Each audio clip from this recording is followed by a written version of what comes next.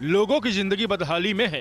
देश पर अरबों डॉलर का कर्ज है, विदेशी मुद्रा भंडार खाली पड़ा है और अंतर्राष्ट्रीय स्तर पर पाकिस्तान की सिविल भी काफी खराब है। पेट्रोलियम लेवी 30 रुपए की और लगाएंगे, 35 रुपए की इन्होंने गिनवाई है, क्योंकि 2 बिलियन आपका लीटर होता है और 750 मतलब 35 रुपए और होंगे इसमें। मुश्किल फैसलों के नाम पर आवाम की जिंदगी मुश्किल। मुल्क में लोड शेडिंग दौरानिया 18 घंटे तक जा पहुंचा। इस वक्त मुल्क में बिजली का शॉर्टफॉल लगभग 6530 मेगावाट है। बैंक में डॉलर 3 रुपए 94 पैसे महंगा, 204 रुपए पर ट्रेड। ओपन मार्केट में डॉलर 205 रुपए में फरोख्त। आज पाकिस्तानी जो बैंक हैं उनकी जो रेटिंग्स हैं उन्होंने नेगेटिव कर दिया।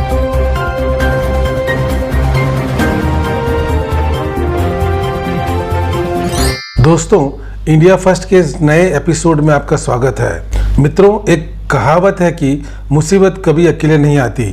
यही हाल हमारे पड़ोसी राष्ट्र पाकिस्तान का हो गया है। जैसा कि हम जानते हैं कि गत कई वर्षों से पाकिस्तान अपनी गलत नीतियों के कारण राजनीतिक, आर्थिक व आतंकवाद के संकट में फंसा है। राजनीतिक अस्थिरता, आतंकी हमले, डॉलर के बढ़ते भाव, घटते फॉरेन रिजर्व, पेट्रोल डीजल में बिजली की कमी, महंगाई की सुनामी, चीन व गल्फ देशों की बेरुखी ने पहले से ही पाकिस्तान का हाल बेहाल कर रखा था। लेकिन अभी हाल ही में हुए कुछ नए डेवलपमेंट ने रही सही कसर पूरी कर दी है।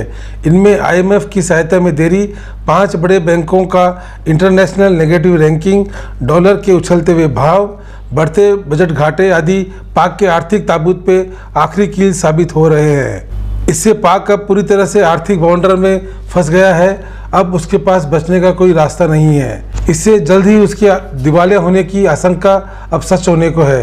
इन सब मुद्दों पे वहाँ के राजनीतिक व आर्थिक एक्सपर्ट क्या कहते हैं, आइए देखते हैं इस वीडियो में। जय हिंद। ये अब जितने इन्होंने बढ़ा भी दिए हैं, सेल्स टैक्स भी बढ़ाएंगे, उसके बाद पेट्रोलियम लेवी 30 रुपए की और लगाएंगे, 35 रुपए की इन्होंने गिनवाई है, क्योंकि 2 बिलियन आपका लीटर होता है और 750 मतलब 35 रुपए और होंगे उसमें। हुकूमत पेट्रोल मजीद 35 रुपए महंगा करेगी। बजट के बाद महंगाई का तूफान आएगा, फैक्ट्रियां बंद होंगी, बेरोजगारी बढ़ेगी। साबिक वजीर खजाना शौकत तरीन ने खबरदार कर दिया। उमर अयूब ने कहा, तेल की कीमतें बढ़ाने से ज़राअत शदीद मुतासिर होगी। पेट्रोल 300 से 310 रुपए लीटर तक जाएगा। बजट प्रेस कॉन्फ्रेंस में मिफ्ता इस्माइल ने कहा, मुश्किल फैसलों के सिवा कोई रास्ता नहीं। पेट्रोल महंगा करके पैसे घर नहीं ले जा रहे, मुल्क को श्रीलंका की नहज पर जाने से बचाना है। वो ये रहा था, जब सस्ता पेट्रोल दे रहे थे तो पेट्रोल की डिमांड आर्टिफिशियली 20% बढ़ गई थी और वो पास ऑन हो रही थी, नजर आ रही थी इकॉनमी। अब जब हमने उसको टाइटन किया है, आप वो उसमें भी देखेंगे कमी, आप इसमें भी देखेंगे कि गवर्नमेंट की तरफ से कंजम्पशन कम है, इंपोर्ट कम है, तो ये एंटी इन्फ्लेशनरी। मुश्किल फैसलों के नाम पर आवाम की जिंदगी मुश्किल। मुल्क में लोड शेडिंग दौरानिया 18 घंटे तक जा पहुंचा। इस वक्त मुल्क में बिजली का शॉर्टफॉल लगभग 6530 मेगावाट है। शहर कायद में 6 से 14 घंटे की लोड शेडिंग की जा रही है, जिसके सबब शहरी शदीद अजियत में मुब्तला है। बिजली आती नहीं है और बिल जो है इतने बड़े फर्रे लिख के दे देते हैं। बिजली नाम की कोई चीज़ है ही नहीं। अंदरूनी सिंध मुख्तलिफ शहरों में भी 18 घंटे बिजली गायब होने से शहरियों को शदीद परेशानी का सामना है। कोयटा में 8 से 10 घंटे बिजली गायब रहने लगी, जबकि बलोचिस्तान के दही इलाकों में लोड शेडिंग का दौरानिया 20 घंटे तक पहुंच गया। इस तरह मुल्क के दीगर शहरों में भी शहरी लोड शेडिंग की अजियत से 2-4 लाहौर, इस्लामाबाद, रावलपिंडी, पेशावर में लोड शेडिंग दौरानिया 14 से 18 घंटे है। 1 मई से आज के दिन मुल्क में लोड शेडिंग 0 है। डॉलर मुंहजोर, रुपया मजीद कमजोर। अमरीकी करेंसी मुल्क की तारीख की बुलंद तरीन सतह पर पहुंच गई। इंटरबैंक में डॉलर 3 रुपए 94 पैसे महंगा, 204 रुपए पर ट्रेड। ओपन मार्केट में डॉलर 205 रुपए में फरोख्त।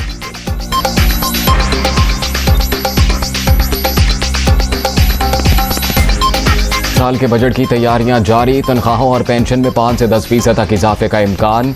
हुकूमत ने तनख्वाहों और पेंशन में इजाफे के लिए IMF को एतमाद में ले लिया। आइंदा बजट में तनख्वाहों और पेंशन के लिए 780 अरब रुपए मुख्तस हो सकते हैं।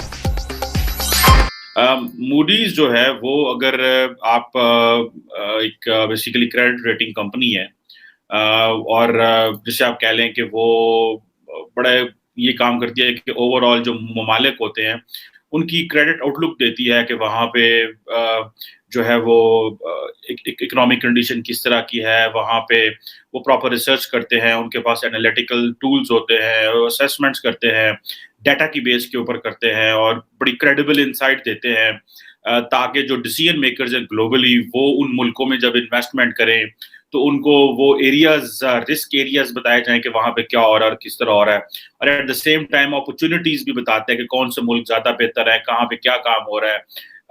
तो ये जैसे इंडिया में यूनिकॉर्न्स आ रही हैं तो जारी बात है मूडीज उसको और तरीके से करेगा, पाकिस्तान अगर IMF के पास जा रहा है तो उसको एक और तरीके से वो जो एक्सप्लेन करेगा।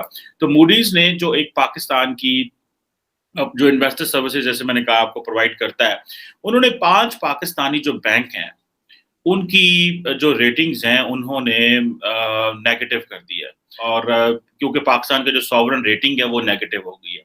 और ये जो बड़े 5 बैंक हैं उनमें अलाइड बैंक है, उनमें हबीब बैंक है, उनमें मुस्लिम कमर्शियल बैंक है, national bank of Pakistan and United bank है, ये सारे पाकिस्तान के लोकल इंटरनल बैंक हैं। और जैसे ये कह लें कि जैसे आप कह लो कि ये यहाँ पे आप ये मामलात खराब है, this is something very odd, मतलब नॉर्मली इस तरह होता नहीं है, एक आधे बैंक का होता है, लेकिन क्योंकि पाकिस्तान की ओवरऑल सॉवरन रेटिंग कमजोर है और पाकिस्तान की सरकार ने बहुत ज्यादा पैसा लिया हुआ है इनसे, ठीक है जी। और जैसे आप कह लो कि अब ये जो मूडीज नहीं क्रेडिट रेटिंग की जो एजेंसी है उसने जो लॉन्ग टर्म फॉरेन करेंसी जो है उसको भी रिस्क करार दे दिया है और उसकी भी रेटिंग इन्होंने कमजोर जो है वो नीचे की है। और इसका जारी बात है इसकी रेटिंग एजेंसी की वजह से पाकिस्तानी जो बैंक्स हैं उनके ऊपर मसाइल पैदा होंगे, जो फिक्स डिपॉजिट के हवाले से जो बाहर पैसा देना है, लेटर ऑफ क्रेडिट LCs खुलवानी है, और ये सारा कुछ करने के लिए एक बड़े पैमाने पे अब जारी बात है वो चीज़ें होंगी। जो है ना वो 2 तरह के तबके हैं जो बात कर रहे हैं। एक तबका तो ये कह रहा है कि भाई आप पाकिस्तान को ना डिफॉल्ट करने दें, ये बड़ा छोटा तबका है लेकिन ये भी बात कर रहा है कि आप पाकिस्तान को डिफॉल्ट करने दें, क्योंकि जितने बिलियंस ऑफ डॉलर्स पाकिस्तान का ये कर्जा बन चुका है, ये कर्जा पे नहीं होना हमसे। So there is one single thing कि आप डिफॉल्ट कर जाए। जब आप डिफॉल्ट करते हैं तो रीसेट होगा, ठीक है जी। अगर आपने रिफॉर्म हमसे हो नहीं रहा तो जारी बात है हमने we will going to on the path of we will get perished, ये तबाही मच जाएगी सारी। आप देखिए पाकिस्तान की जो इस्लामिक फाइनेंस इंडस्ट्री है that is crossed almost over $42 billion, $42 billion की इस्लामिक फाइनेंस इंडस्ट्री है, मतलब बहुत बड़ा ये फिगर है पाकिस्तान का। शहबाज शरीफ को पाकिस्तान का वजीर आजम बने कई महीने बीत चुके हैं, लेकिन पाकिस्तान की तस्वीर नहीं बदली है। लोगों की जिंदगी बदहाली में है, देश पर अरबों डॉलर का कर्ज है, विदेशी मुद्रा भंडार खाली पड़ा है और अंतर्राष्ट्रीय स्तर पर पाकिस्तान की सिविल भी काफी खराब है, जिस पर कोई भी मुल्क पाकिस्तान को कर्ज देने के लिए तैयार नहीं है। यही नहीं, पाकिस्तान के जो मित्र देश हैं उन देशों ने हाथ पीछे कर लिए हैं। एक रिपोर्ट के मुताबिक पाकिस्तान में किसी भी वक्त आर्थिक आपातकाल लग सकता है, यानी पाकिस्तान की हालत बद से बदतर होने वाली है। कंगाली के दरवाजे पर खड़े पाकिस्तान की नई सरकार अपना राजस्व बढ़ाने के लिए वहां की आवाम पर लगातार महंगाई बम फोड़ रही है। पाकिस्तान की शहबाज सरकार ने पेट्रोल के दामों में 8 दिन के अंदर 60 रुपए की बढ़ोतरी की है।